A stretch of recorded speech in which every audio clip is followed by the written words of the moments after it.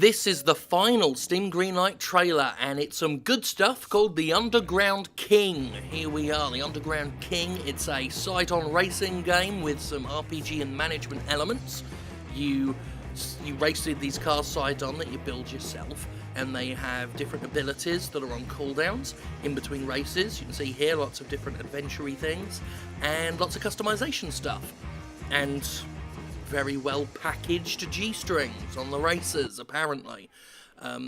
Yeah, why not, I suppose. So, interesting art style, very nice hand-drawn artwork. The music in this trailer, very, very nice, I like that. Yeah, it looks really good. There we go. There we go.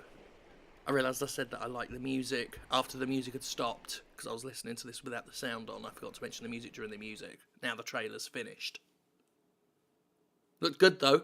So this is The Underground King, the final game to be submitted to Steam Greenlight. And what a nice story that it's actually a good one, worthy of entry into Greenlight good stuff. The final episode of this series, of course. The final episode of the Best of Steam Greenlight trailers. I think I'm going to leave that as another shooter tactics, because I think that's just kind of fitting to bookend that one.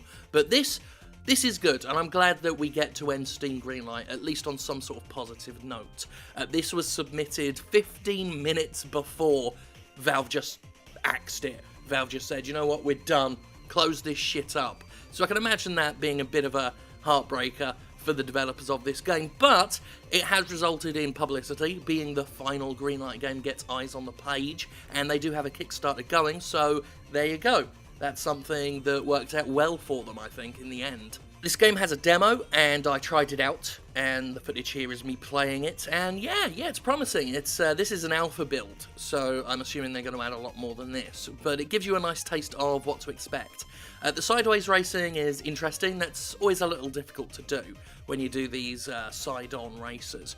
I remember playing a Popeye game once. It was a DS game, I think. A Popeye game, foot race game, where you're going from left to right. It was fucking awful. This isn't fucking awful, thank Christ, but they definitely need to add a bit more, I think, to make the races more dynamic and interesting.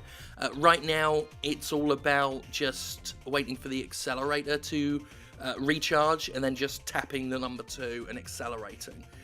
Obviously, you've got to avoid the boxes to avoid slowdown, but they're easy enough to avoid. The Greenlight page makes mention of boss fights and other sorts of interesting challenges, so one assumes that there will be more under the hood, so to speak. Right now, just my early dabblings with the alpha shows that there's a lot of stuff that can be done, but they're in a good position to do it.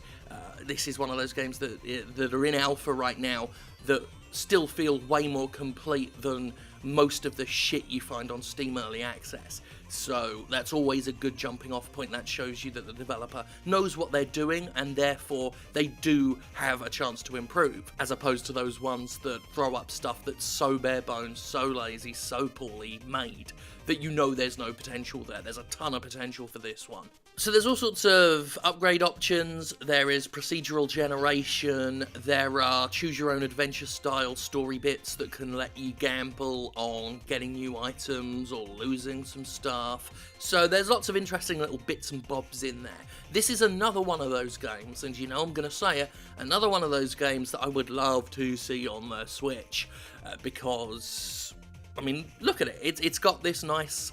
There's a nice collectability element to it, and the races are simple, but would look really great on a little portable screen.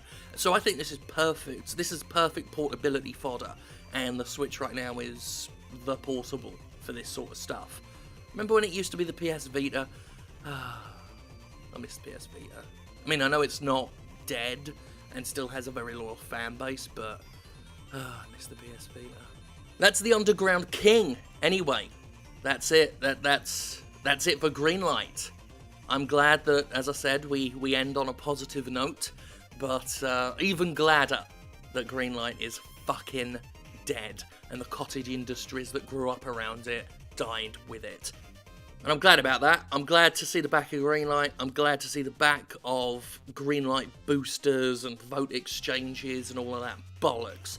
Now we get to see what Steam Direct does to fuck everything up. Very excited about the future there. Maybe it will be a massive improvement. Maybe it will be the opening of the sluice gates even further. Who can say right now?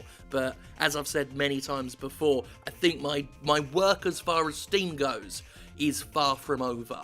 But until then, until the fight continues, I salute you, Greenlight, you hub of terrible things, and sometimes, occasionally, quite good things. I just wish that over the course of the years you existed, there was a lot more good than bad, but there was not. There wasn't.